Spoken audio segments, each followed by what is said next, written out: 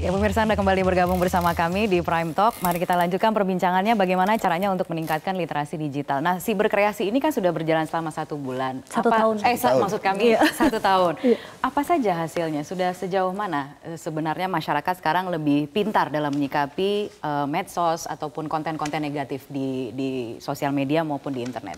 Sebetulnya ada pepatah, kita jangan memberikan nelayan itu ikan tetapi alat pancing yang baik. Sebetulnya esensi itu yang sebetulnya mungkin kami dari Siberkreasi itu menggunakan untuk gerakan literasi digital ini. Jadi kita mencoba tidak hanya membangun budaya berpikir kritis dan fact checking gitu ya terhadap generasi muda, tapi bagaimana menggunakan perangkat sosial media ini tidak hanya menggunakan teknologinya tetapi lebih kepada aspek kognitif dan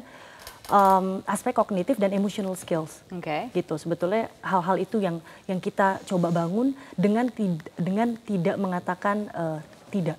Jadi kita bukan say no, tapi kita mengajak, menginspirasi, menggerakkan untuk yuk kita banjiri sosial media ini dengan sesuatu yang positif, dengan kata-kata positif, dengan produksi-produksi dan konten-konten yang positif. Jadi hoax itu sebenarnya tidak bisa dikendalikan begitu Pak Eri?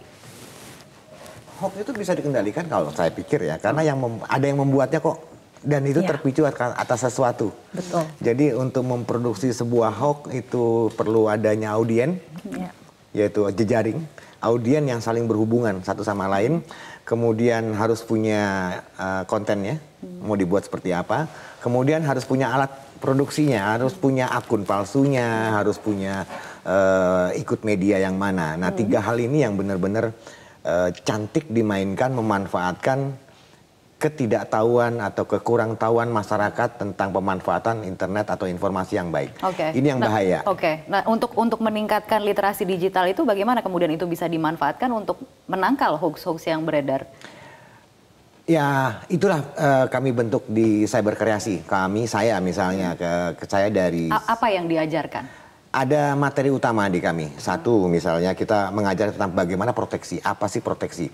Proteksi bagaimana perlindungan data pribadi seperti apa. Kemudian kita juga lihat pemenuhan hak. Bagaimana kamu berhak di internet. Etika berinternet seperti apa yang boleh dikerjakan, apa yang nggak boleh dikerjakan. Kemudian pemberdayaan seperti apa, UKM. Ada hal-hal positif loh di internet. Tidak hanya membaca hal-hal yang mungkin kurang bermanfaat untuk kehidupan kita hari-hari. Karena tujuan utama kami kalau di Relawan TK menciptakan masyarakat mandiri yang cerdas, kreatif dan produktif dengan internet.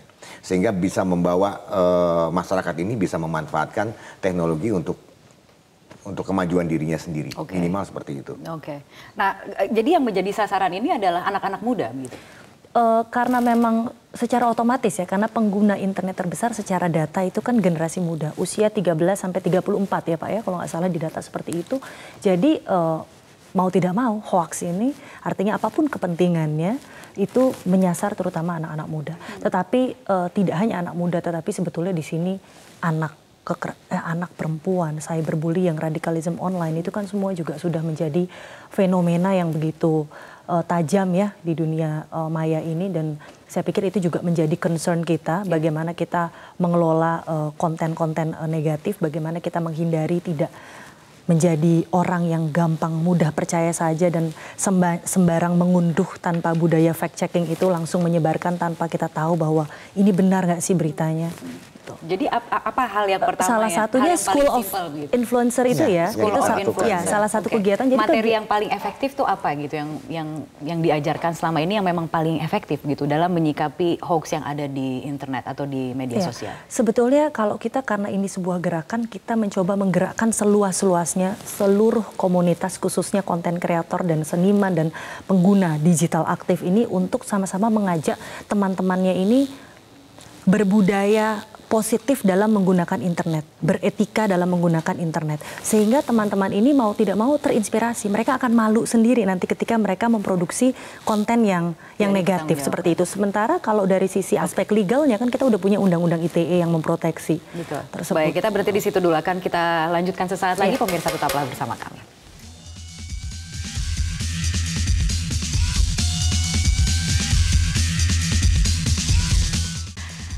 Selamat malam pemirsa, inilah Prime Talk Tajam Mendalam bersama saya Kania Sutisnawinata. Pemirsa, era digital selain menyajikan sejumlah manfaat positif ternyata juga menghadirkan ekses negatif. Salah satunya adalah hoax yang berseliweran di piranti digital kita. Karena itu literasi digital untuk menangkal hoax jelas mendesak dilakukan.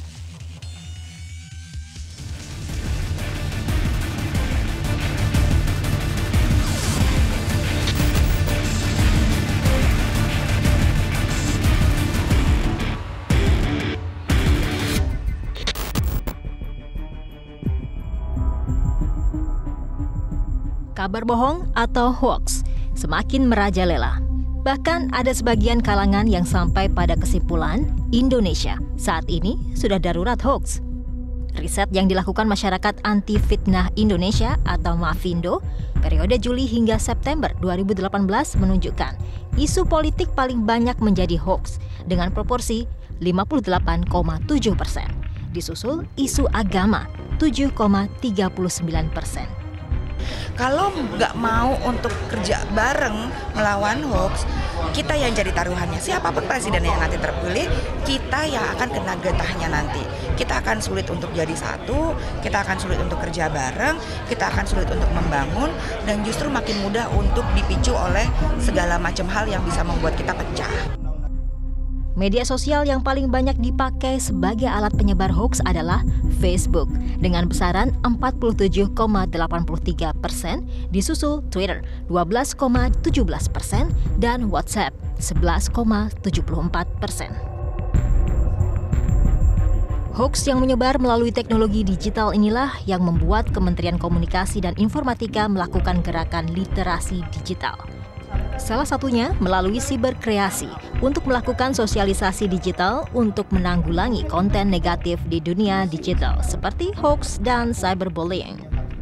Ya, anak-anak muda Indonesia ini saya berharap menjadi garda terdepan untuk memerangi hoax. Saya diberitahu sama Mas Lukman Lufti, itu kan pegiat media sosial, dan menurut penelitiannya atau report dari mana gitu, justru yang milenial itu nggak suka hoax. Ada di upstream, midstream, dan downstream, di hulu, di menengah, dan di hilir. Di hulu literasi kita punya siberkreasi, ada 90 anggota dari siberkreasi ya. Ini gerakan. Hoax jelas merupakan limbah beracun dari era digital. Dan gerakan literasi digital merupakan jawaban tepat untuk menangkalnya. Ya, pemirsa, bagaimana literasi digital dilakukan agar masyarakat dapat menangkal hoax? Untuk membahasnya bersama kami malam ini sudah hadir di studio Fajar Eridianto, Ketua Umum Relawan TIK yang juga Ketua Divisi Komdev Siberkreasi, dan Marcella Zalianti, Ketua Umum Parvi 56 sekaligus Dewan Pengarah Siberkreasi. Selamat malam, Mbak Ella. Selamat malam. Selamat malam Pak Eri. Terima kasih telah bergabung bersama kami di Prime Talk. Saya ingin membacakan sedikit saja mengenai siberkreasi. Ini adalah sebuah gerakan nasional untuk menanggulangi ancaman terbesar Indonesia, yaitu penyebaran konten negatif melalui internet seperti hoax, cyberbullying, dan juga online radicalism. Saya ingin kita fokus ke hoax terlebih dahulu. Seberapa besar sebenarnya ancamannya saat ini? Saya ke Mbak Marcella dulu, silakan. Kalau kita bicara ancamannya, saya pikir ini sangat besar karena ini tidak hanya memberikan berita bohong begitu saja, tetapi ini betul-betul bisa mengancam persatuan kita, tidak hanya persahabatan tapi juga kebinekaan kita. Apalagi pengguna internet terbesar ini adalah generasi muda.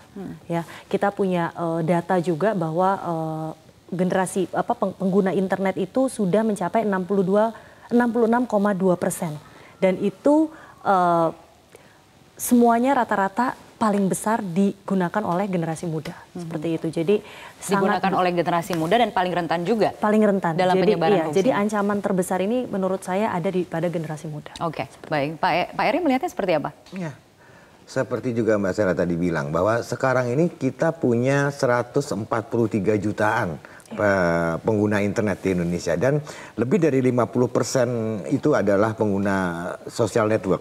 Dan jangan kira loh, itu minimal 3,5 jam mereka pegang handphone. 3,5 jam mereka pegang handphone, sehingga seluruh informasi itu mereka bisa tampung. Dengan gampang juga siapapun bisa cari apapun yang mereka mau. Nah, ini kalau di fenomena algoritma sosial media disebutkan sebagai echo chamber, sebagai ruang gema yang membuat fenomena netizen bisa jadi narsis, ya, sehingga dia menutup diri terhadap adanya informasi yang berbeda dengan dia. Ini sangat rentan sekali, sehingga hal inilah yang mungkin dimanfaatkan oleh pelaku-pelaku hoak, pencipta hoak, sehingga